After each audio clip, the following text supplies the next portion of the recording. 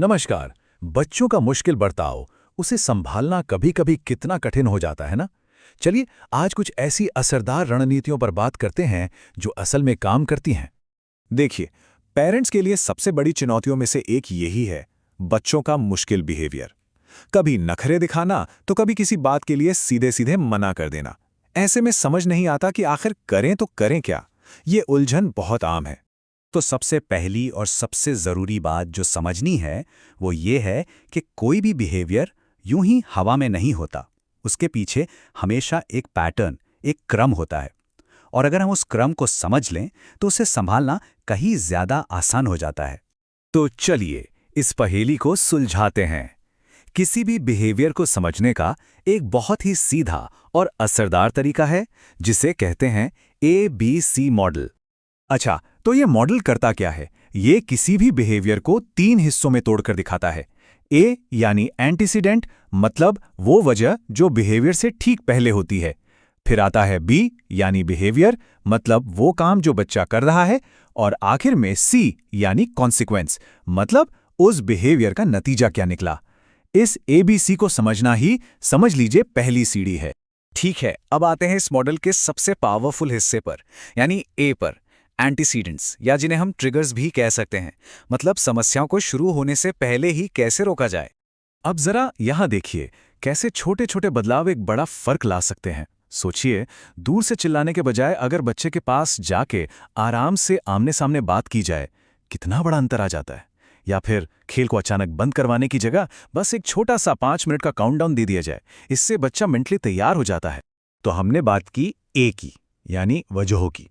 अब आगे बढ़ते हैं और ABC मॉडल के सी पर आते हैं, यानी कॉन्सिक्वेंस।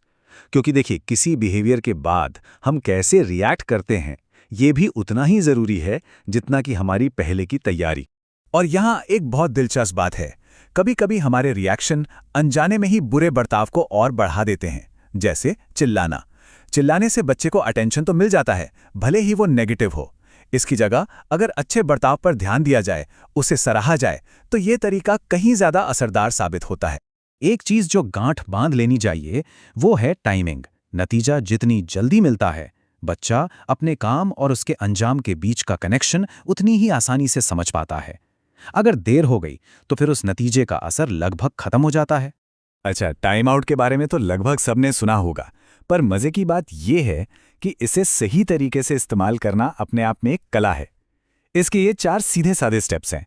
और हाँ, सबसे जरूरी बात याद रखने वाली ये है कि टाइम आउट किसी काम से बचने का बहाना नहीं है। टाइम आउट खत्म होने के बाद वो काम पूरा करना ही होगा जो अधूरा रह गया था।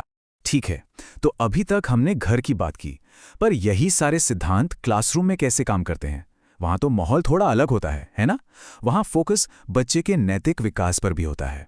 देखिए, क्लासरूम मैनेजमेंट का असली मकसद सिर्फ बच्चे के बिहेवियर को कंट्रोल करना नहीं है। असली मकसद है उसके अंदर सेल्फ डिसिप्लिन, यानी आत्म अनुशासन जगाना। एक ऐसा माहौल बनाना जहां रिस्पेक्ट हो, भरोसा हो, ताकि बच्चे खुद को संभालना सीखें। तो एक अच्छा लर्निंग एनवायरनमेंट बनाने के लिए कुछ बातें बहुत जरूरी हो जाती हैं, जैसे कि हमदर्दी दिखाना, सबके साथ एक जैसा बर्ताव करना, और सबसे बढ़कर हर बच्चे की काबिलियत पर भरोसा रखना। तो कुल मिलाके बात यह है कि चाहे घर हो या स्कूल, इन सारी रणनीतियों का, सारी कोशिशों का जो आखिरी लक्ष्य है वो एक ही है, और वो है बच्चे के साथ सम्मान और विश्वास का एक मजबूत रिश्ता बनाना। तो जब इन तरीकों को लगातार और समझदारी से इस्तेमाल किया जाता है तो एक ऐसा शांतिपूर्ण और सपोर्टिव माहौल बनता है जहां हर कोई बेहतर महसूस करता है और बच्चे सही मायनों में फलते फूलते हैं। तो अब सोचने वाली बात यह है कि इस सकारात्मक रिश्ते की शुरुआत करने के लिए आज, अभी इनमें से कौन सी एक रणनीति अपनाई जा सकती है?